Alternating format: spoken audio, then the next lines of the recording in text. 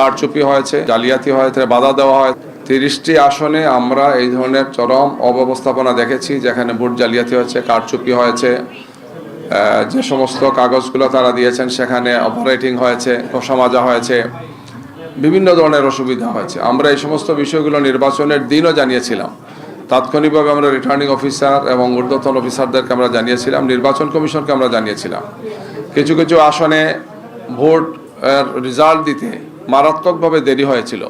যেমন ঢাকার কয়েকটি আসনে আমরা ভোর 5টার সময় গিয়ে নির্বাচনের রেজাল্ট পেয়েছি, অথচ আরও কিছু কিছু আসনে বিদ্যুৎ গতিতে রিপোর্ট দেওয়া হয়েছে, রেজাল্ট দেওয়া হয়েছে।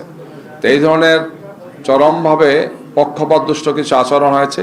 সেই আচরণগুলো আমরা আপনাদের সামনে আজকে তুলে ধরব, এবং যে সমস্ত আসনগুলোতে আমরা এই ধরনের নির্বাচনী অব্যবস্থাপনা দেখতে পেয়েছি, অনিয়ম দেখেছি আমরা, এবং নির্বাচন সংশ্লিষ্ট যে আচরণবিধি সেটা মানা হয় নাই, এই সমস্ত আসনগুলো নিয়ে আমরা স্থানীয়ভাবে রিটার্নিং অফিসার অথবা ঊর্ধ্বতন অফিসার যারা আছেন তাদেরকে আমরা জানিয়েছি।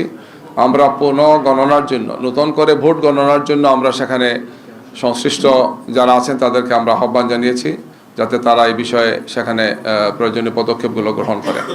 আমরা এই বিষয়ে নির্বাচন কমিশনকেও আমরা জানাবো, তাদেরকেও আমরা যোগাযোগ করেছি, তাদের কাছে আমরা এটা পৌঁছাবো, এবং এই ব্যাপারে সম্ভাব্য সব ধরনের আইনি পদক্ষেপ নেওয়ার সুযোগ আমাদের আছে। আমরা সেই সমস্ত আইনি পদক্ষেপগুলো আমরা গ্রহণ করব।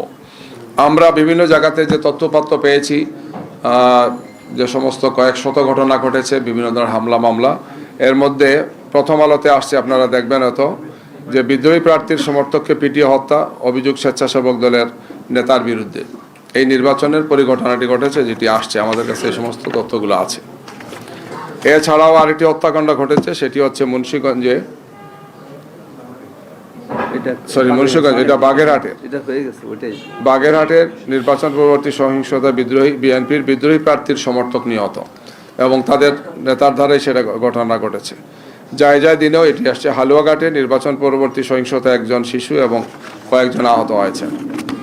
এছাড়া এই ধরনের নিহতের ঘটনায় একজন ছেলের সুখে মায়ের মৃত্যু পত্রিকায় আসছে, যে ফেনীর জেলার দাগনবিয়া উপজেলায় সিলোনিয়া বাজারে গতকাল যুবদলের সন্ত্রাসীদের হামলায় আহত জামাত কর্মী দুলালের মা স্ট্রোক করে তিনি ইন্তেকাল করেন। এই ধরনের ঘটনা সহ আরও অনেকগুলো আক্রমণের ঘটনা ঘটেছে, আহত করা হয়েছে, মারাত্মকভাবে কুপানো হয়েছে, বাড়িঘরে হামলা হয়েছে, সম্পত্তি জ্বালিয়ে দেওয়া হয়েছে, দোকানপাট লুটপাট করা হয়েছে। এগুলো একের পর এক ঘটনাগুলো ঘটে যাচ্ছে। আমরা আশা করেছিলাম যে ফেসিবাদের সময় যে ধরনের আচরণ হয়েছিল, নতুন এই বাংলাদেশে এই ধরনের কিছু ঘটবে না।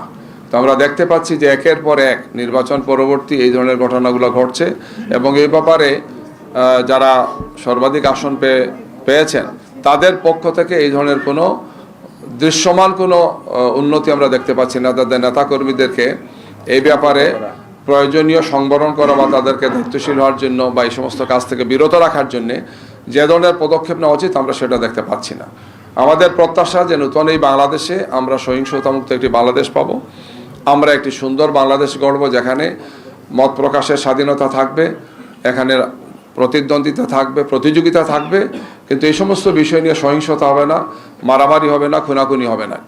আমরা এই প্রত্যাশা ব্যক্ত করতে চাই।